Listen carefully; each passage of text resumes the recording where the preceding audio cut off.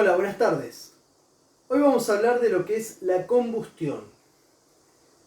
La combustión es una reacción química, un tipo de reacción química que se da entre el combustible y el oxígeno que está en el aire.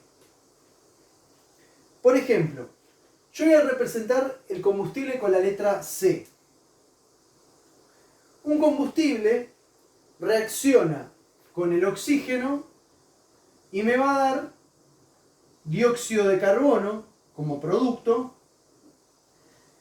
y como resultado de esta reacción me va a liberar calor. Calor o energía, ¿no? Entonces, siempre que un combustible reacciona con el oxígeno, se forma dióxido de carbono y otros gases más y otros compuestos más, dependiendo de dónde parta, y se libera calor o energía. Esto se debe a que la combustión es una reacción exotérmica. ¿Qué significa exotérmica? Que el nivel de energía de los productos es menor al nivel de energía de los reactivos. Por ende, esa diferencia de energía que va a haber entre el producto y el reactivo es una energía, una parte de energía que se libera hacia afuera. Por eso se los denomina reacciones exotérmicas, porque son reacciones que liberan la energía o el calor hacia afuera. Por otro lado, ¿qué es lo que ocurre con los combustibles? Los combustibles son aquellas sustancias que contienen energía almacenada en sus enlaces. Por ejemplo, ¿no? El metano. El metano es esta molécula que está formada por el carbono y 4 hidrógenos. Es el gas natural que uno obtiene en el mechero de la cocina. Bueno, en estos enlaces que se dan entre el carbono y el hidrógeno hay contenida energía. Entonces, el metano, cuando reacciona con el oxígeno, este es CH4, es el metano, CH4. Lo que va a ocurrir es que se va a oxidar, va a pasar a formar el dióxido de carbono, en este caso se va a formar agua como subproducto, y la energía que está contenida en los hidrógenos va a ser liberada hacia afuera. Entonces, por eso los combustibles cuando reaccionan con el oxígeno liberan calor, liberan energía. O sea, calor y energía son, el calor mejor dicho, es una forma de energía. ¿Por qué? Porque esa energía está contenida en los enlaces y es liberada hacia afuera. Los combustibles se los puede clasificar en 3 tipos de acuerdo al estado físico. Tenemos los combustibles gaseosos. Acá podemos mencionar el metano, podemos mencionar el gas natural, quiero decir. El gas natural es el gas habitual que se utiliza en la cocina para la estufa, que contiene principalmente metano, que es este gas. Después tenemos el gas licuado, que es el de la garrafa,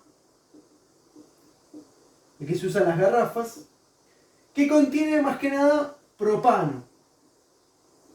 Propano y butano. Después tenemos los combustibles líquidos. Y acá incluimos el queroseno, la nafta, el gasoil, también conocido como diésel.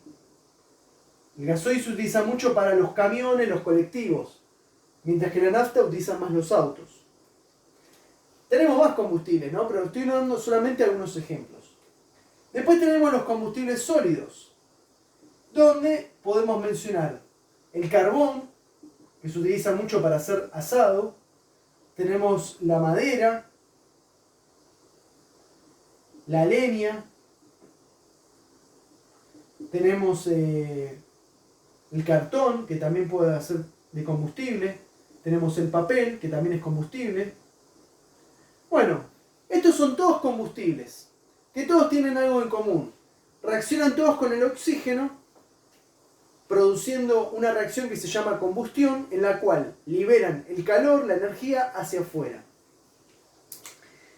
Si el combustible se quema en un lugar y no está acoplado a una maquinaria, esa energía se va a transformar totalmente en calor. Es decir, toda la energía liberada por el combustible se va a transformar en calor. Y eso puede ser utilizado, por ejemplo, para cocinar, puede ser utilizado para una caldera, puede ser utilizado, por ejemplo, para calefaccionar, bueno, todos los usos que tiene el combustible. Si solamente buscamos obtener el calor, nada más. Pero en muchos casos, nosotros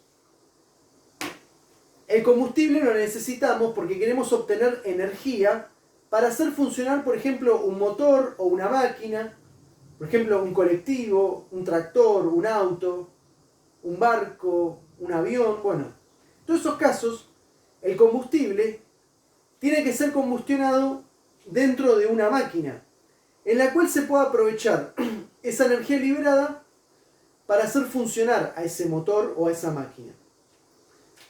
Esto pasa, por ejemplo, en el auto. En el auto, ¿qué es lo que ocurre?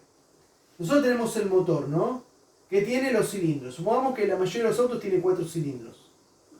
Bueno, cuando la nafta ingresa por uno de los cilindros, adentro de uno de los cilindros, con la explosión de la bujía, vieron que las bujías hay una bujía para cada cilindro. Cuando hace chispa la bujía, la nafta que ingresa explota. Al explotar, lo que hace es empujar al pistón hacia arriba. Cuando empuja el pistón, este mueve a los demás y se mueven todos los pistones. Bueno, o sea, de esa manera lo que yo estoy logrando es, a partir de la energía que se obtiene de la explosión de la nafta, lograr mover un pistón. Y de esa manera transformo la energía que está contenida en el combustible en energía de movimiento, energía mecánica. Porque recordemos que la energía que está en el combustible está como forma de energía química, está en los enlaces. Bueno, básicamente para esto se usa un combustible. O para obtener calefacción, o para cocinar, o si no la otra alternativa, que es una de las más importantes, es obtener otra forma de energía, como hacer funcionar un motor, o en algunos casos generar corriente, porque recordemos que una de las maneras de obtener energía eléctrica también es en centrales termoquímicas o en generadores como esos que utilizan mucho en los comercios que funcionan con nafta. Bueno, en todos casos sucede lo mismo, digamos. Se aprovecha la energía del combustible para transformarla en energía eléctrica. Voy a hacer un pequeño diagrama para explicar un poco qué es lo que ocurre con el combustible, con la energía en el combustible. Hay un diagrama que se llama diagrama energético, en función del tiempo. Esto lo que hace es representar cómo varía la energía a medida que avanza la reacción. Nosotros vamos a ver que los combustibles tienen un determinado nivel de energía. Esto obviamente arranca en 0, acá tiene un determinado valor, va aumentando. Los combustibles tienen un determinado nivel de energía. Siempre los combustibles necesitan una pequeña energía, que es lo que... ¿Vieron cuando uno le da la chispa al mechero para que arranque? Bueno, esa pequeña energía se denomina energía de activación. Es una pequeña alícuota de energía que se le aporta al combustible para que comience la reacción. Por eso van a ver que nosotros tenemos un nivel de energía y se va a dar una pequeña elevación. Bueno, esta pequeña elevación que hace el nivel de energía se debe a esa alícuota de energía que uno le da para que comience, esa chispita. Pero luego, una vez que se desencadena la reacción, se da de forma espontánea. Y lo que sucede siempre es que va a descender y el nivel de energía de los productos siempre va a ser menor al de los reactivos. Fíjense esto. Este es el reactivo, sería el combustible antes de que reaccione, y este es el producto. El combustible después de que terminó. Fíjense el nivel de energía. Acá y acá.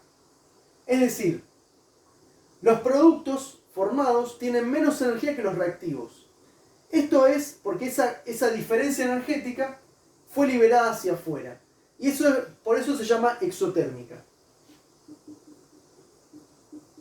Porque la diferencia de energía es liberada hacia afuera, que puede ser aprovechada por una maquinaria para movilizarse o puede ser aprovechada para generar calor. Y esta pequeña elevación que vemos acá es lo que se llama energía de activación. Esto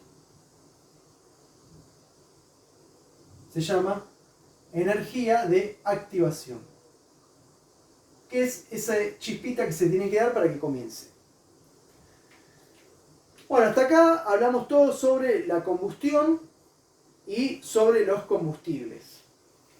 Con respecto a la combustión, también podría agregar que cuando reacciona el combustible, sea cual sea, ¿no?, con el oxígeno, se libera, digamos, se forma dióxido de carbono, normalmente se libera energía o calor,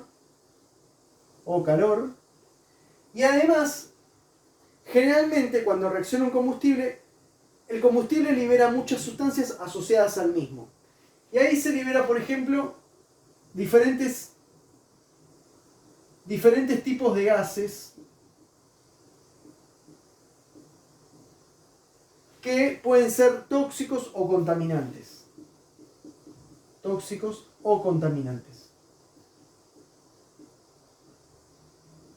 Fíjense cuando ustedes ven un caño de escape de un auto, digamos, libera un montón de gases. Bueno, esos vapores que libera, una parte es dióxido de carbono, pero otra parte también son gases en menor proporción, obviamente, que contienen azufre, contienen nitrógeno, que son todos derivados de lo que es el combustible, dependiendo qué tipo de combustible sea. Que dan ese feo olor, ese smog, esa coloración fea en el aire, bueno. Es por este motivo que los combustibles se los considera contaminantes del medio ambiente, y ya vamos a ver más adelante en otro video que también son responsables de la alteración de los cambios climáticos. Pero bueno, eso lo vamos a dejar para otro video más adelante.